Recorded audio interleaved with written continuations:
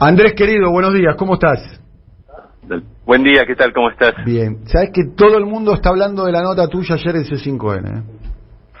Sí, tuvo bastante repercusión. Bien, básicamente, entre otras cuestiones, ¿por qué planteaste las dificultades políticas, ¿no, del acuerdo con el fondo? ¿La puedes desarrollar, por favor? ¿Puede ser? Sí, más que nada, digamos, lo que yo hice es poner sobre la mesa los escenarios tal cual son, ¿no? Porque, bueno, me parece que se está presentando ante la sociedad la idea de que este acuerdo con el Fondo Monetario Internacional, digamos, depende básicamente si logramos que cedan en medio punto de ajuste fiscal o no, y se resuelve eso, la economía argentina lograría reestructurar la deuda con el FMI y tener alguna estabilidad, sobre todo en el tema financiero cambiario, y yo creo que no es así, porque lo que estamos haciendo nosotros es, por un lado, reconocer la deuda tomada por Macri, porque vamos a pagar ese acuerdo de stand-by. Estamos tomando otro crédito, o sea, no estamos reestructurando la deuda de Macri, sino tomando otro crédito condicionado a una serie de objetivos que yo creo que no se van a cumplir todos, pero no por una cuestión de problema de economía argentina, que los tiene, sino también por la inestabilidad global de nuestra economía, digamos, en general.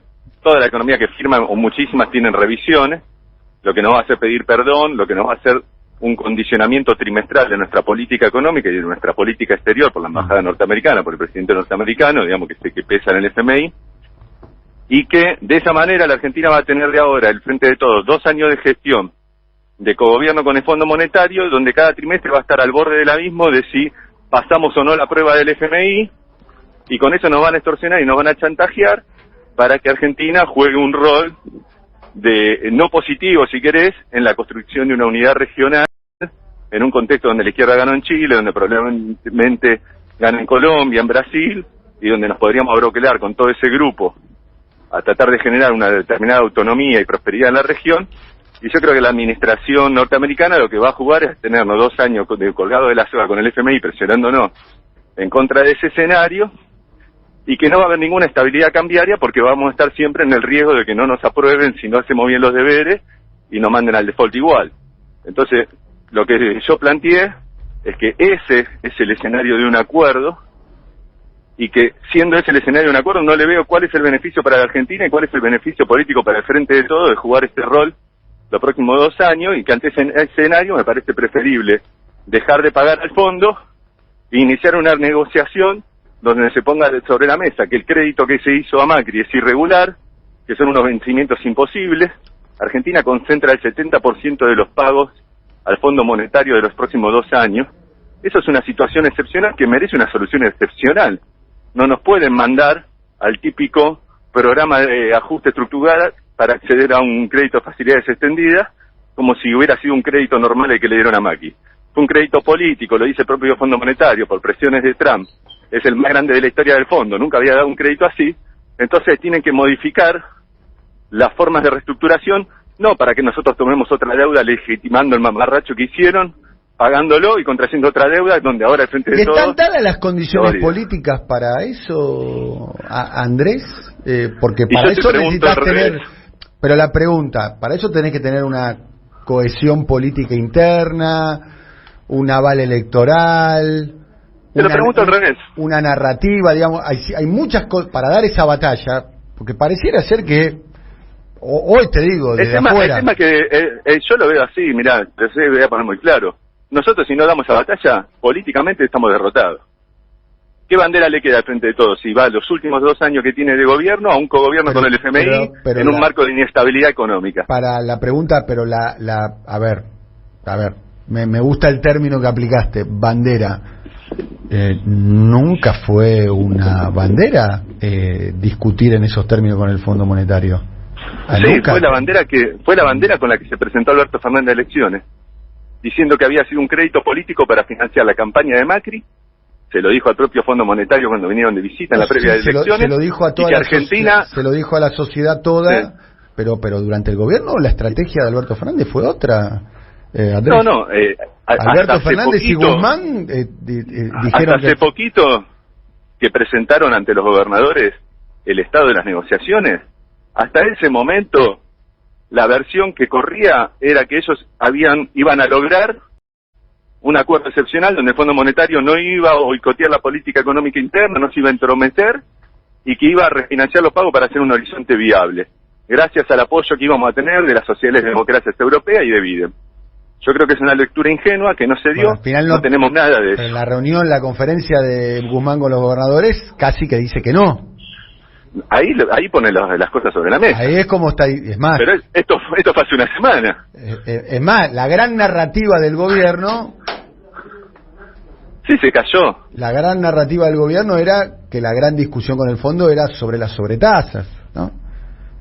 Y sobre el nivel de ajuste fiscal. Claro, o sobre la velocidad más que el nivel, ¿no?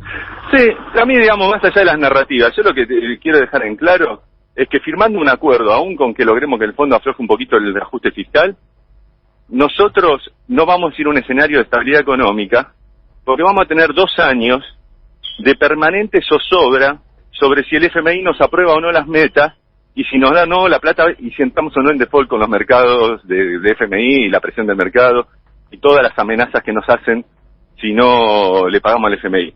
O sea que esa idea de que firmando el acuerdo eso se corre, no va a ser cierto estos 2 años, porque estos 2 años nosotros vamos a estar trimestralmente pasando exámenes, a ver si nos lo aprueban o no.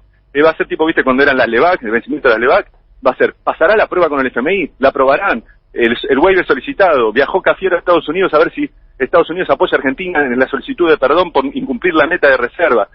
Esos son los 2 años que nos esperan. De un cogobierno con el FMI, donde nos van a tener agarrados, manejándonos la política, 2 años, ¿para qué? Para que nosotros, después de haber hecho ese trabajo sucio, le dejemos de pescado los horizontes a Larreta cuando en 2 años asuma, porque con esa política económica no vamos a ganar la elección. Entonces yo por eso digo, políticamente lo evalúo. ¿Está preparado de frente de todo para cavarse su propia fosa política? Vos decís que lo que estás planteando es que si se aprueba el acuerdo con el fondo se termina la electorabilidad para el frente de todos, digamos, pierde la elección. Y vamos a estar en un cogobierno con el FMI, jugando en contra geopolíticamente la unidad latinoamericana, pues nos van a condicionar, y con un programa económico que no es el nuestro, que no va a ser desarrollo económico y distribución del ingreso. Nunca había el Fondo Monetario con esos programas. Guzmán mismo dijo, determinadas decisiones de política económica van a tener que ser consultadas y aprobadas por el fondo. No dijo cuáles, aparte de las metas, ¿no? Como un ítem excepcional. O sea, cualquier decisión grande hay que consultarla con eso. Vamos a un cogobierno. ¿Y qué vamos a lograr con eso en 2 años que nos quedan de gobierno? Y encima, si vos me decís que con eso logramos estabilidad cambiaria, lo que yo te decía, o financiera, no. Con eso encima vamos a vivir una zozobra permanente de si nos aprueban o no las metas cada trimestre. O sea que vamos a seguir con la corrida cambiaria, vamos a seguir con las presiones de paralelo, vamos a seguir con todo eso, pero encima resignamos la autonomía para decidir nuestra política económica. ¿Y qué es lo que falló? Porque la verdad que Alberto Fernández ganó la elección criticando al fondo, tuvo una gran mayoría, hay que decir, ganó en primera vuelta, ganó por una distancia importante, formaba parte del mandato electoral. ¿Qué es lo que falló, Andrés? Digamos, todavía no falló porque todavía no firmamos, ¿no? Bueno, estamos a tiempo. Estamos a tiempo. Bueno, no nos demos por muertos cuando todavía estamos respirando. Estamos lastimados, pero estamos vivos. Entonces, yo no diría qué es lo que falló.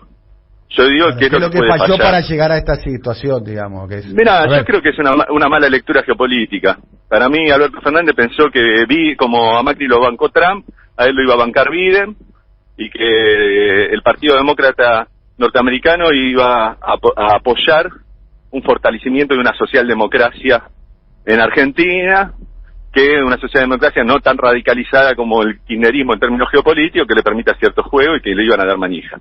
Y yo creo que la lectura de Estados Unidos es, ¿para qué vamos a estabilizar a Alberto Fernández con el frente de todo? Para que después en 2 años gane una facción un poco más latinoamericanista, se junte con los chilenos, con los colombianos, con los peruanos, con los bolivianos, con los brasileros, con los mexicanos, y nos hagan una región que no responde a nuestros intereses.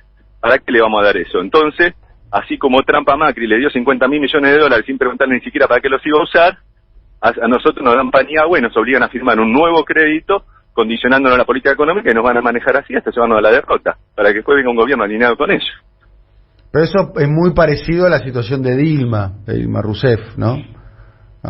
¿En qué sentido, che? Y Dilma empezó a aplicar un programa de ajuste, no con un acuerdo con el fondo, hay que decirlo, y bueno, empezaron a vincular la base electoral del PT, empezó a vincular las políticas de ajuste con el PT, digamos, con el gobierno de Dilma, con la pérdida de apoyo popular que ha tenido Dilma. Eso con otros factores más, ¿no? Como la persecución judicial, la mediática y demás. Pero el segundo mandato de Dilma comenzó con un ajuste fiscal, con las consecuencias que después ya se conocen. Sí, o sea, obviamente, un gobierno progresista que hace la agenda neoliberal y pierde apoyo político de sus bases, eso es más viejo. Sí, le pasó a los griegos también, ¿no? Pasó un montón. ¿Vos pensás que es un recorrido que se puede hacer ahora?